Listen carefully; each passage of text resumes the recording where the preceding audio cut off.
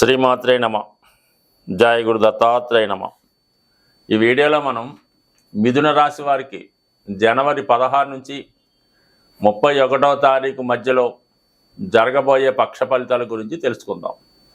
మరి మిథున రాశి వారికి ఇంచుమించుగా ఈ నెల 21వ తారీఖు వరకు ధనస్థానంలో సంచరిస్తున్నటువంటి కుజుని యొక్క ప్రభావం వల్ల కుటుంబ సభ్యుల మధ్య అభిప్రాయ భేదాలు, మనస్పర్ధలు వచ్చే అవకాశం ఉంది. మరి జాతకుని యొక్క కుటుంబ విషయంలో కొంత అనూహ్యంగా ధన సంపద రావడం వల్ల ఆ ధనం కొరకు కానీ లేదా విశేషంగా మీకు ఏదైనా ఆస్తిపరమైనటువంటి సమస్యల వల్ల కానీ కుటుంబ సభ్యుల మధ్య కొన్ని విభేదాలు, మనస్పర్ధలు వచ్చే అవకాశం ఉంది. ఇంచుమించుగా దానివల్ల చాలా కాలంగా అంతరంగా ఉన్నటువంటి మనస్పర్ధలు బయటపడే అవకాశం ఉంది.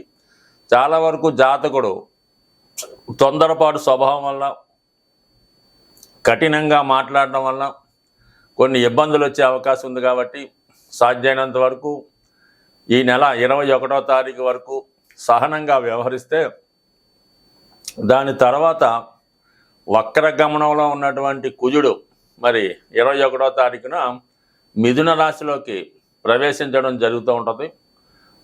అప్పుడు ఆటోమేటిక్గా కుటుంబ సభ్యులు మీ యొక్క అభిప్రాయాన్ని మన్నించి మీరు చెప్పిన విధంగా నడుచుకునే అవకాశం ఉంది. మీరు కూడా చాలా కాన్ఫిడెన్స్గా వ్యవహారాన్ని, ఎటువంటి ఇబ్బందులు ఉన్నా దాన్ని పరిష్కరించి మంచిగా అనిపించుకునే అవకాశం ఉంది. అలాగే ఇదే సమయంలో నిరుద్యోగులు ఏదైనా ఉద్యోగ ప్రయత్నాలు చేస్తున్నా, క్రీడా రంగంలో ఉన్నవారికి కానీ లేదంటే ఏదైనా ఉద్యోగ ప్రయత్నం చేస్తున్న వారికి వారు ఇంటర్వ్యూలో నెగ్గడం, ఏదైనా పోటీ పరీక్షలో నెగ్గి మొత్తం మీద చాలా కాన్ఫిడెన్స్గా ఎవరి సహకారం లేకుండా స్వతంత్రంగానే మీ పనులు పూర్తి చేసుకునే అవకాశం ఉంటుంది.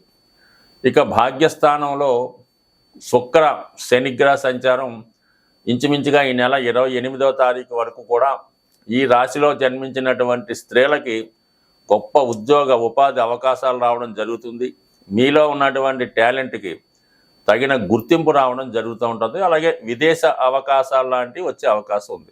స్వభావ సిద్ధంగా ఈ మిథున రాశిలో ఉన్నటువంటి వారు ఎవరైతే టీవీ రంగంలో కానీ, మీడియా, యాంకరింగు, ప్రెస్ మొదలు పబ్లిక్ రిలేషన్ సంబంధించిన వృత్తిలో ఉన్నవారికి, కమ్యూనికేషన్ రంగంలో ఉన్నవారికి చాలా వరకు గొప్ప అవకాశాలు ఈ సమయంలో రావడం జరుగుతుంది. అలాగే మీలో ఉన్నటువంటి టాలెంట్కు ఖచ్చితమైన గుర్తింపు రావడం జరుగుతుంది. అదేవిధంగా ఏదన్నా ఒక క్రియేటివిటీ మీలో ఉంటే, ఒక dance, music, songs composing, writings లాంటి స్కిల్స్ ఉంటే దానికి తగినటువంటి గుర్తింపు రావడం జరుగుతుంది. ఒక గొప్ప వ్యక్తి మిమ్మల్ని గుర్తించి మిమ్మల్ని ప్రోత్సహించడం కూడా జరిగే అవకాశం ఉంది. బట్ ఈ గ్రహస్థితి మీకు ఇంచుమించుగా ఈ నెల 28వ తారీఖు వరకు రావడం జరుగుతుంది.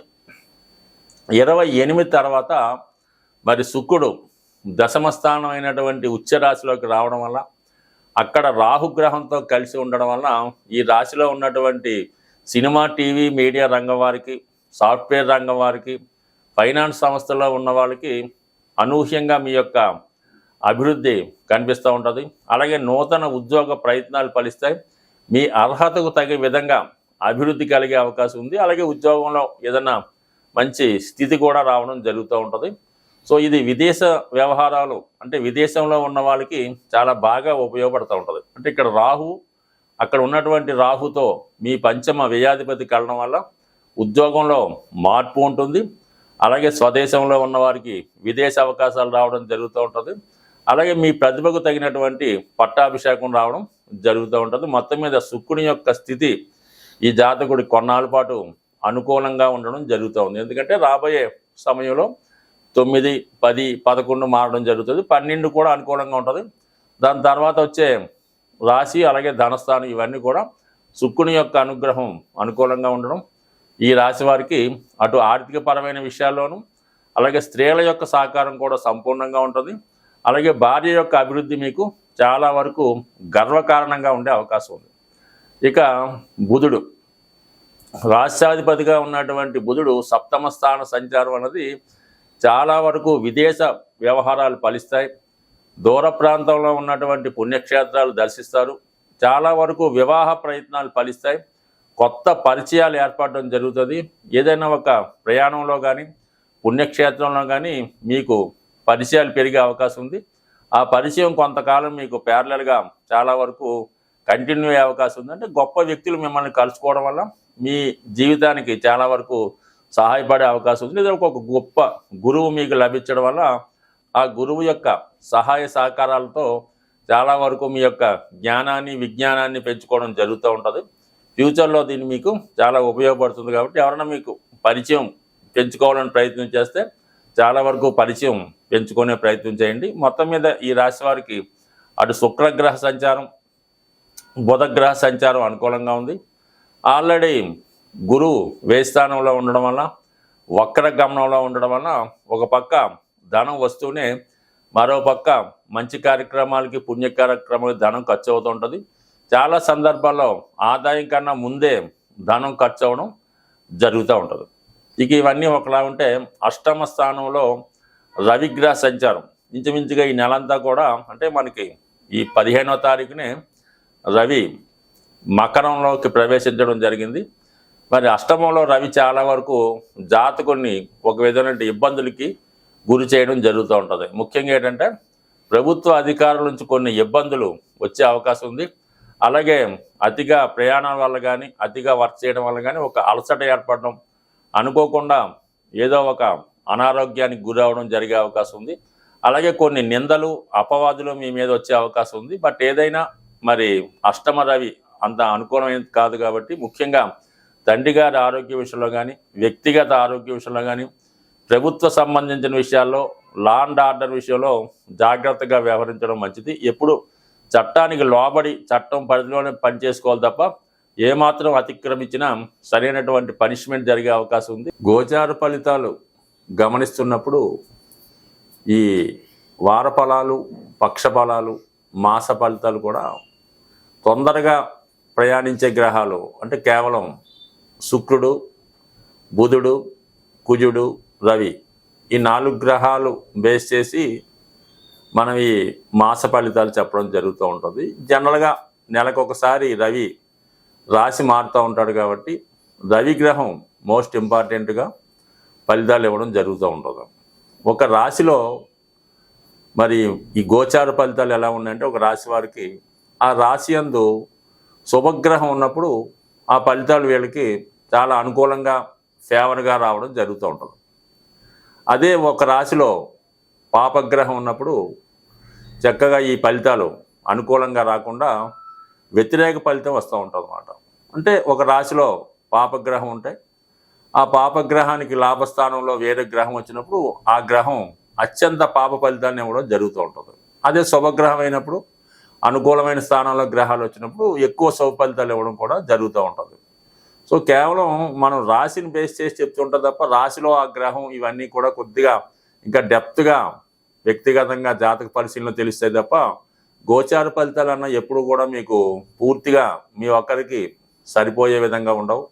కేవలం అనంత కోటి జనాభాలో 12 రాశులే ఉంటాయి కాబట్టి అందరికీ ఒక విధంగా ఉండదు.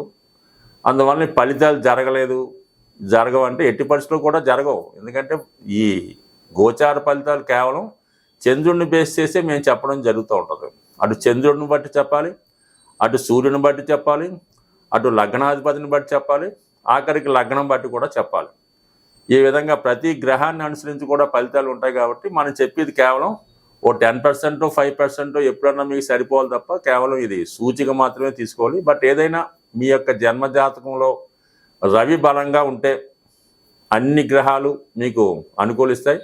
మరి ప్రస్తుతం మనకి ఈ జనవరి 14 నుంచి ఉత్తరాయణ పుణ్యకాలం ప్రారంభమైంది. అంటే రవి యొక్క గమనంలో ప్రస్తుతం మకర రాశిలో ప్రవేశించి నెమ్మదిగా మేషరాశిలో ఉచ్చ పొందుతూ వెళ్ళటం జరుగుతుంది. కాబట్టి అంటే రవి రాను బలవంతుడు అవుతూ ఉంటాడు. దానికి నిదర్శనమే మనకి ఈ ఎండలు తీవ్రంగా విపరీతంగా పెరుగుతూ ఉంటాయి. సో అందువల్ల ఈ సమయంలో మీరు రవిగ్రహాన్ని ఆరాధించడం వల్ల, అంటే రవిని ఆరాధించడం అంటే ప్రతిరోజు సూర్య నమస్కారం చేసుకోవడం, ఆదివారం నియమంగా ఉండడం. ఎవరైతే వృద్ధులు కొంత ఖాళీగా ఉన్నారో అనారోగ్య సమస్యలు ఉన్నాయి, పిల్లలకి పెళ్ళిళ్ళు అవ్వటం లేదు, ఏ విధంగా కలిసి రావట్లేదు అనుకున్న వాళ్ళు ఒకసారి ప్రయత్నం చేసి చూడండి. రామకోటి రాసే ప్రయత్నం చేయండి. మరి అది మీకు నెమ్మదిగా మీ కుటుంబ సమస్యల్ని సాల్వ్ అయ్యే విధంగా పనిచేస్తుంది. లేదా ఆదిత్య హృదయాన్ని వినటం, అంటే పూర్తి అర్థం తెలుసుకొని దాన్ని మనం పారాయణ చేయాలి. అలాగే రామాయణాన్ని విన్నా చదివినా, మరి ప్రవచనకాలు చెప్పింది విన్నా కూడా బాగుంటుంది. రాముని చరిత్ర తెలుసుకున్నా, రామరక్షా స్తోత్రం అని ఉంటుంది, అది రామబాణంలాగా ఎంత గొప్ప సమస్యలైనా పరిష్కరించే అవకాశం ఉంది. సో ఈ విధంగా మీరు ప్రయత్నం చేయండి. ఇది కాకుండా ఇంకా సులువైన మార్గం ఏంట్రా అంటే, శివునికి శుభ్రమైనటువంటి మంచినీళ్ళతో అభిషేకం చేయడం. అంటే మీరు కేవలం పుణ్యక్షేత్రాల్లోనూ శివాలయంలోనే కాకుండా మీ గృహంలో కూడా మీరు ఒక పూజా మందిరంలోనో, మీ ఇష్టం ప్లేస్లోనో, లేదంటే మీ యొక్క గోశాల్లోనో ఒక శివలింగాన్ని టెంపరీగా ఏర్పాటు చేసుకొని చక్కగా స్ఫటికలింగాన్నో రాతిలింగాన్నో పెట్టుకొని చక్కగా అభిషేకం, పెద్ద మంత్రాలు కూడా అక్కర్లేదు, కొద్దిపాటి మంత్రంతో మీరు శివుణ్ణి నిత్యం అదే పనిగా ఒక పిచ్చివాళ్ళగా అభిషేకం చేసి చూడండి. ఎంత గొప్ప సమస్య అయినా మీకు సాల్వ్ అయ్యే అవకాశం ఉంటుంది. బట్ ఏదైనా జాతకంలో రవి బలం ఉంటే అన్ని గ్రహాలు అనుకూలిస్తాయి. రవిగ్రహం అనుగ్రహం ఉండాలంటే ఆదివారం కంప్లీట్గా నియమంగా ఉండాలి. అలాగే ఆదిత్య హృదయం పారాయణ చేసుకోవాలి. పెద్దవారి అంటే ముఖ్యంగా తండ్రి గురువు సమానమైనట్టు వారిని దైవంగా భావించి సాధ్యమైనంత వరకు వారికి సేవ చేయక్కర్లేదు, కేవలం మర్యాద ఇస్తే చాలు. స్వస్తి.